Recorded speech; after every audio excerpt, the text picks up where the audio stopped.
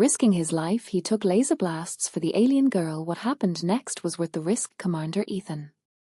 Blackwood had been in worse situations, but not by much. The scorching heat of Proxima Centauri beat down on his high-tech grey armor as he scanned the horizon. The abandoned mining complex stretched before him like the skeleton of some ancient beast, all jutting metal and forgotten purpose. Beside him walked Naraviex, her elegant red skin glistening in the harsh sunlight, long wavy pink hair and cascading over her shoulders as she moved with the confidence of someone who'd never known real danger. "You're being unnecessarily vigilant, Commander," she said, her greenish-blue eyes flashing with amusement. "This facility has been under Astral Minerals control for decades. The native Proximians signed their extraction treaties years ago." Ethan ran a hand through his medium-length blonde hair, slicking it back casually. "With all due respect, Miss Vex, I've learned that unnecessarily vigilant is just another way of saying still alive." She laughed, the sound musical and light. "Is that what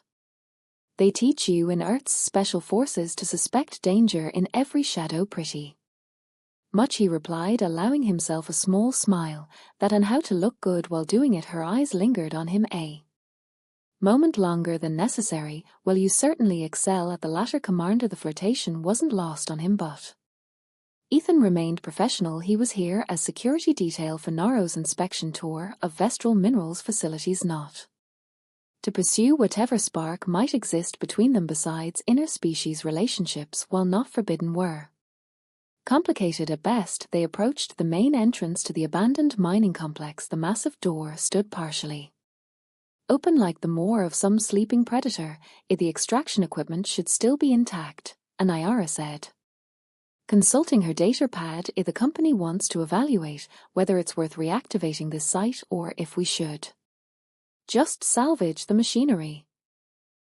Ethan nodded, but something felt off. His combat instincts, honed through years of warfare across 3-star systems, were humming with warning. "I'd like to enter first, if you don't mind," she sighed dramatically. "If it makes you feel better, Commander. But I assure you we're perfectly safe." As they stepped into the cavernous main hall, Ethan's enhanced vision adjusted quickly to the dim light. Massive drilling equipment loomed overhead, suspended from gantries that crisscrossed the ceiling. Dust motes danced in the few shafts of sunlight that penetrated the gloom. "See nothing but abandoned equipment," Naro said, stepping forward confidently. "The company reports indicated." Ethan's hand shot out, grabbing her arm. "Wait, Commander, really? This is the faint scrape of movement," echoed from somewhere in the shadows. Ethan's hand moved to his sidearm, drawing it smoothly. "We're not alone." "Don't be ridiculous," Naro started to say, but her words were cut short by a brilliant flash of red light that seared through the darkness. "Down!" Ethan shouted, shoving her behind a massive ore processor as more laser blasts erupted from multiple positions around them. Their ambush was well planned. They were surrounded. "Impossible," Anasara gasped. "The Proximians are peaceful. They wouldn't." Another volley of laser fire interrupted her, this time coming dangerously close. Ethan could now make out the forms of their attackers, native Proximians, their slender bodies moving with surprising agility among the mining equipment. "Stay behind me," he ordered, activating his personal energy shield. The transparent barrier hummed to life, glowing faintly blue. "When I move, you move with me, understand?" She nodded, fear finally replacing her confidence. Ethan counted at least 6 attackers, too many to fight head-on with Neller to protect. They needed to reach the exit on my mark, he said, calculating the shortest path to safety. 3-2. A barrage of laser fire erupted, more intense than before. Ethan pivoted, placing himself between Naro and the attackers, his shield flaring brilliantly with each impact. But the shield was designed for one person only, and as he covered Nalarer, his left side remained exposed. The pain came suddenly white-hot and searing. A laser blast had found the gap in his defense, burning deep into his side. Ethan grunted but held position, returning fire with his right hand while keeping Naira shielded with his body. "Commander, you're hit," as she cried out, her voice tight with panic. "Just a scratch," he lied through gritted teeth. "When I say run, head straight for the exit. Don't stop, don't look back," he fired 3 more shots dropping one of the attackers. Now run. They sprinted for the exit, Ethan maintaining his position. Between Naro and the remaining attackers, his shield absorbing multiple hits as they ran. Each impact sent jolts of pain through his wounded side, but he pushed through it, focused solely on getting her to safety. The sunlight outside had never looked so welcoming. They burst through the entrance, Ethan immediately calling for emergency extraction on his comm unit. Dropship inbound, he reported. Scanning the perimeter for further threats. 2 minutes only when they reached the relative safety of a rocky outcropping did Ethan allow himself to acknowledge the severity of his wound. The laser had burned through his armor, leaving a deep, painful gash along his ribs. He slumped against the rocks, breathing heavily. Nalara knelt beside him, her expression transformed from corporate confidence to genuine concern. Let me see, she insisted, carefully examining the wound. This is serious, Commander Ethan, he corrected her, managing a weak smile. I think getting shot earns us a first-name basis, don't you? Her hands surprisingly gentle probe the edges of the wound. Why did you do that? You could have saved yourself. He met her gaze steadily. It's my job to protect you. No, she said softly, her fingers lingering on his armor. Your job was to accompany me, not to take a laser blast meant for me. The whine of their approaching dropship filled the air, but neither of them looked up. Something had changed between them in those frantic moments, something Ethan couldn't quite define, but could definitely feel. Well, he said finally, and next time maybe you'll listen when I say something feels off. A small smile curved her lips. And next time I promise I will. As their dropship descended, kicking up dust around them, Nalara helped Ethan to his feet. Her support was unnecessary. He could walk on his own, but he found himself leaning into her touch anyway, savoring the unexpected connection that had formed between them in the heat of danger. The dropship's medical bay hummed with activity as Ethan lay on their examination table, his face ashen beneath his tan. The ship's medic, a stern-faced man named Donovan, cut away the damaged armor around Ethan's wound with practiced efficiency. How bad is it? Nylara asked, hovering closer than protocol would typically allow. Donovan glanced up, clearly surprised by her presence. Perhaps you should wait in the I'm staying, as she said firmly.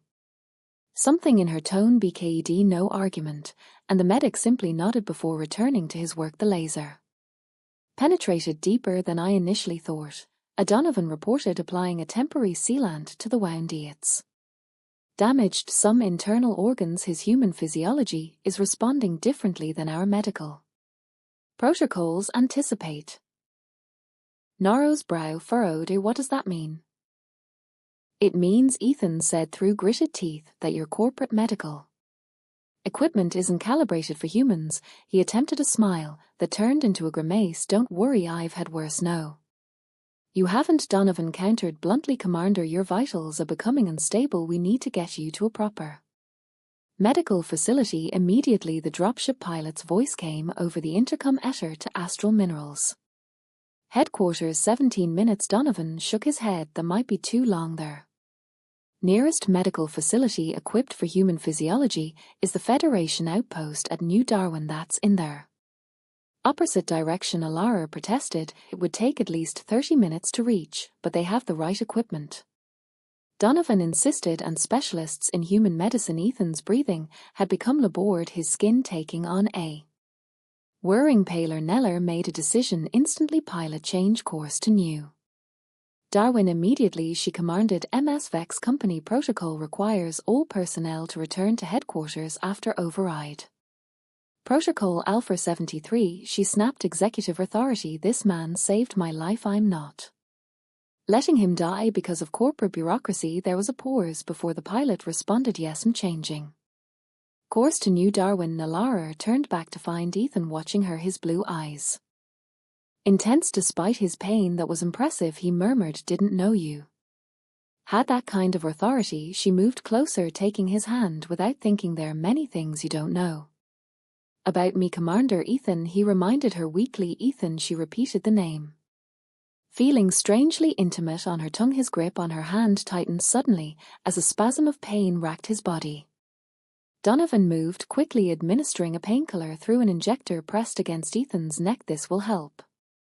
"Temporarily," the medic said, "but his condition is deteriorating faster than I anticipated. The laser must have been modified with some kind of toxin." Nylara felt a cold dread settle in her stomach.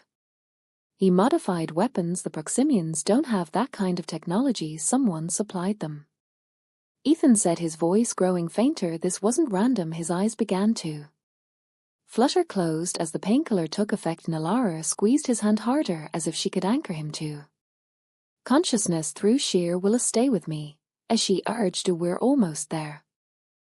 The next 15 minutes were their longest of Nalara's life. She remained by Ethan's side, watching his vitals fluctuated on the medical monitors, each downward spike sending a jolt of fear through her. Why was she reacting so strongly to this human's plight? She'd known him less than a week, assigned to her as security for this inspection tour, yet here she was defying company protocol, potentially risking her career for him. When they finally reached New Darwin, a medical team was waiting. Ethan was transferred to a hover stretcher and rushed into the facility, Nylara hurrying alongside until a doctor, a human woman with short grey hair, stopped her. "You can't go further without clearance," the doctor said firmly. "Are you family?" Naro hesitated. "I'm his colleague. He was injured protecting me." The doctor's expression softened slightly. "I understand, but I still need you to wait here. We'll update you when we can." Reluctantly, Nylara retreated to the waiting area, a sterile room with uncomfortable seating designed for multiple species. Hours passed with agonizing slowness. Twice she used her executive codes to contact Astral Minerals, explaining the situation and deflecting questions about why she'd diverted to a Federation facility instead of returning to headquarters. It was nearly midnight when the doctor finally emerged, looking tired but satisfied. "He is stable," as she announced. "The toxin was nasty, designed specifically to target human cellular structures. If you'd taken him anywhere else," as she left the implication hanging. Relief washed over Naro like a physical force. "Can I see him?" The doctor hesitated, then nodded briefly. His still heavily sedated Ethan lay in a recovery pod, various medical devices monitoring his condition. His chest rose and fell steadily, his face peaceful in unconsciousness. The wound in his side was now covered with an advanced healing patch, its edges glowing faintly as it accelerated tissue regeneration. Nylara approached cautiously, suddenly uncertain in their quiet of the recovery room, away from the adrenaline of the attack. In the crisis of the medical emergency, she could finally process what had happened and her reactions to it. This human had put himself in harm's way for her without hesitation, not just as a duty but with a selflessness that went beyond professional obligation. Among her people, such actions were rare. The Astrali valued self-preservation above almost all else. It was what had made them successful as a spacefaring species.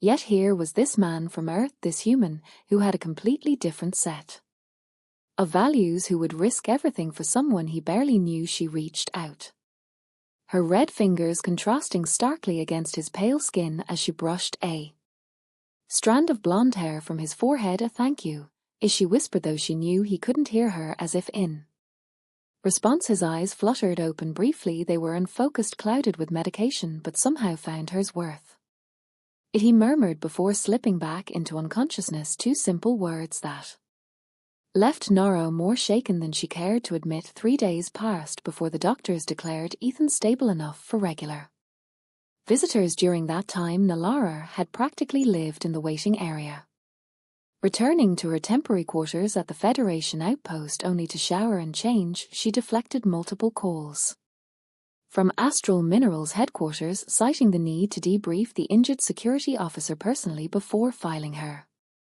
report. When she finally entered Ethan's private recovery room, she found him sitting up in bed, the healing patch on his side, now smaller and less luminous. His color had returned, and that easy smile she was beginning to find so disarming spread across his face when he saw her there. "She is," he said, his voice stronger than she expected. "The executive who broke protocol to Sarber Mere bodyguard." Nilora felt an unexpected warmth rise to her cheeks, turning her red skin a deeper crimson. How are you feeling? Better than I should be, according to the doctors. They say if you'd taken me anywhere else I wouldn't have made it. His blue eyes held hers steadily. Thank you. She moved closer to his bedside, oddly self-conscious. I merely made a logical decision. You were injured protecting me. Is that the only reason? There was something in his tone, a hint of challenge, perhaps even flirtation, before she could formulate a response. Her common chime. She glanced at it and frowned. Corporate headquarters again. Ethan guessed yes, the third time today. She sighed, silencing the alert. They want me to return immediately to file my report in person, and yet here you are. Their eyes met, and something unspoken passed between them. Nilora found herself studying his features, so alien yet increasingly appealing. The strong jaw, the slight stubble that had grown during his recovery, the way his hair fell across his forehead when he moved. Here I am, as she agreed softly. A comfortable silence settled between them, broken when Ethan shifted and went slightly. Still hurts? Is she asked. Only when I laugh or break. His smile took the edge off his words. The doctor says I should be up and moving tomorrow. Apparently humans heal faster than you astrally expect. There's much about humans I'm learning to reevaluate, and Nilora admitted, taking a seat beside his bed. On my world, what you did, taking that blast from me, it would be considered stupid. He offered with a grin. Incomprehensible, she corrected astrally. Values self-preservation above almost all else. It's considered the height of irrationality to risk oneself or another outside of immediate family bonds. Ethan considered this so. If our positions had been reversed, I would have activated my shield and protected myself, she said honestly. It would never occur to me to do otherwise. Instead of being offended, Ethan looked fascinated. Cultural differences on Earth. What I did is considered honorable, expected, even especially for someone in my position. But it goes beyond duty for humans, doesn't it? Nar leaned forward, genuinely curious. I've been researching your species while waiting. Humans routinely risk themselves for strangers, even non-humans. There are accounts of your people diving into dangerous waters to save animals. Ethan laughed, then grimaced, holding his side. Yeah, we're weird like that. My grandfather once broke his leg rescuing a neighbor's cat from a tree. But why? The question had been burning in her mind for days. What evolutionary advantage does such behavior provide? Maybe it's not about advantage, Ethan suggested. Maybe it's about connection, empathy, seeing ourselves in others. The concept was so foreign to her cultural understanding that Nora found herself struggling to process it, yet something about it resonated on a deeper level, a level she hadn't known existed within her. I've brought you something, she said, changing the subject. From her bag she produced a small device. It's a cultural exchange module, standard for diplomatic missions, but I thought it might help pass the time during your recovery. Ethan accepted it with evident curiosity. What does it do? It contains historical records, literature, music, art, a comprehensive overview of Australi culture. She hesitated. I thought perhaps we could explore it together. I'd be interested in learning more about Earth in return. His smile widened. I'd like that. Over the next few days, as Ethan regained his strength, they fell into a routine. Nora would arrive in the morning, continuing to ignore their increasingly urgent messages from corporate headquarters. They would spend hours exploring each other's cultures, Ethan explaining Earth concepts like romantic love and self-sacrifice, while Nallerer detailed the complex social hierarchies and pragmatic partnerships of her world. On the fifth day, Ethan was cleared to leave the medical facility. They walked slowly through the gardens of the Federation outpost, his movement still careful but steadier with each passing hour. Your corporate bosses are going to fire you if you keep ignoring them, Ethan remarked as they paused by a fountain featuring sculptures from a dozen different worlds. Let them try, Nalaro replied with unexpected defiance. I've accumulated enough evidence of safety violations on that mining operation to make them think twice about disciplining me. Ethan raised an eyebrow. Blackmail that seems very human of you. She laughed, the sound lighter than she could remember it being in years. Perhaps you're a bad influence, I've been called worse. Their hands brushed as they continued walking, and neither pulled away. The contact sent an unexpected thrill through Nallara's body, a sensation both foreign and intoxicating. That evening they shared a meal in Ethan's quarters, now moved from the medical facility to standard Federation housing. The conversation flowed easily, punctuated by laughter and lingering glances. There's something I've been wondering, Ethan said as they finished their meal. In Australia culture, how do you express attraction? The directness of the question caught Nora off guard. Among her people, such matters were approached with clinical precision, not this forthright curiosity.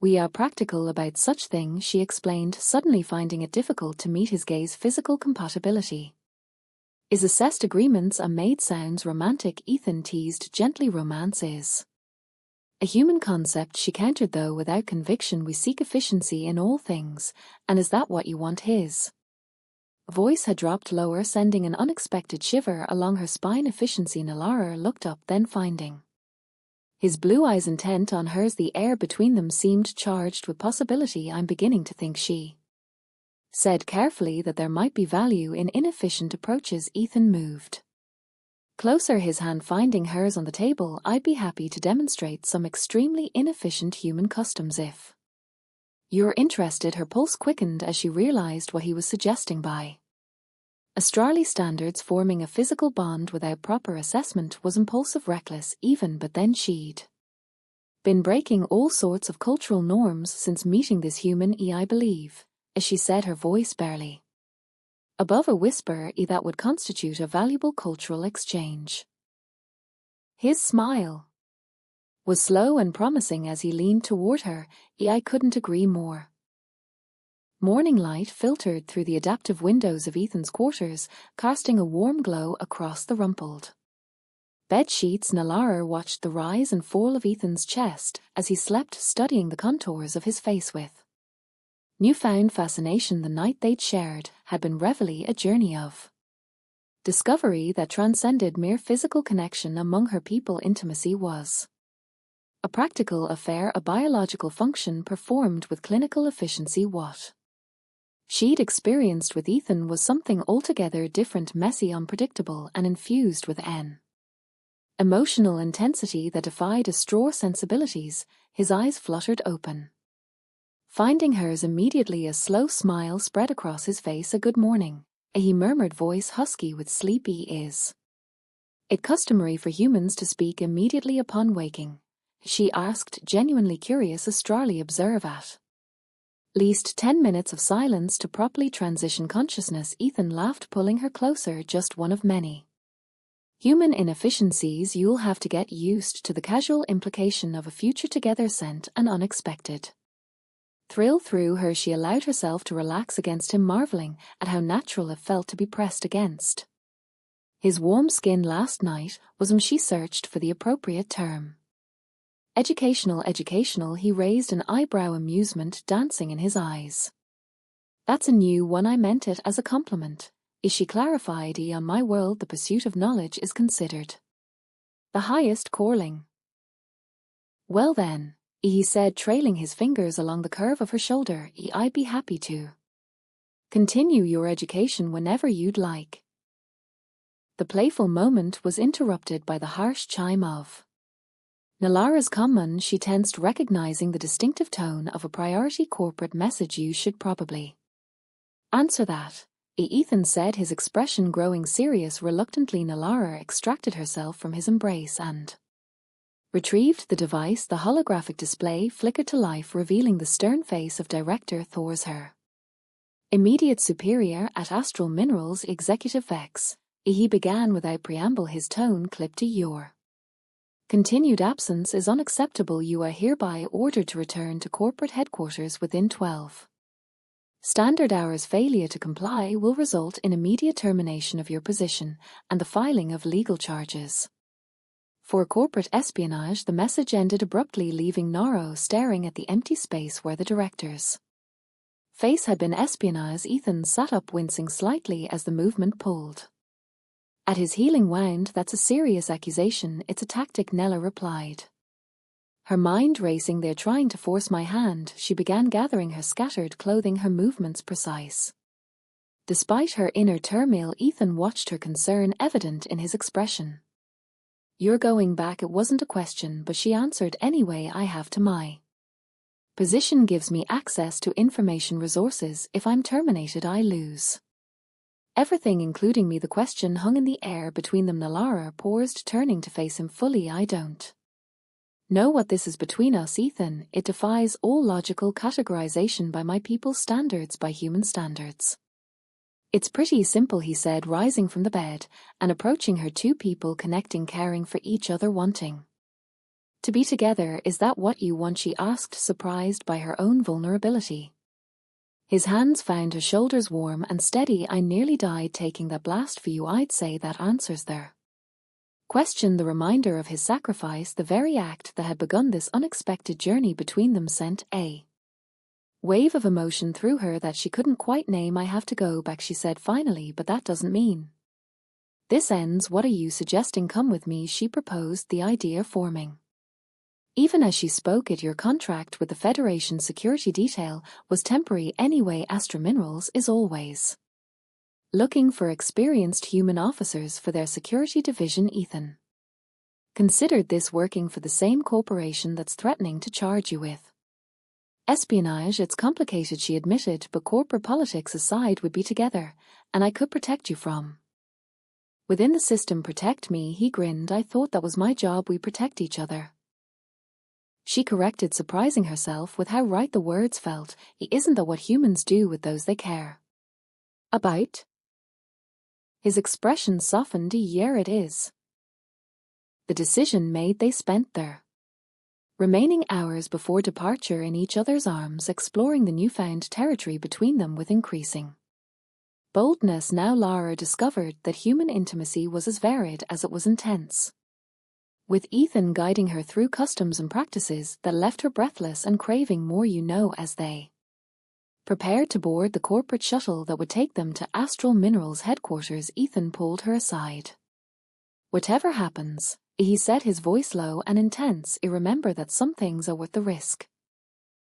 The words echoed those he'd spoken in his semi-conscious state days earlier, and Alara felt their truth resonate within her. This human had fundamentally altered her perception of value, of risk, of connection itself. The journey to headquarters was tense, filled with strategy discussions and contingency planning. Nalara used her executive access to begin processing Ethan's employment transfer, ensuring he would have legitimate reason to remain by her side once they arrived. As the massive corporate complex came into view, a sprawling architectural marvel of gleaming metal and glass, Nyara felt Ethan's hand find hers. "A second thought?"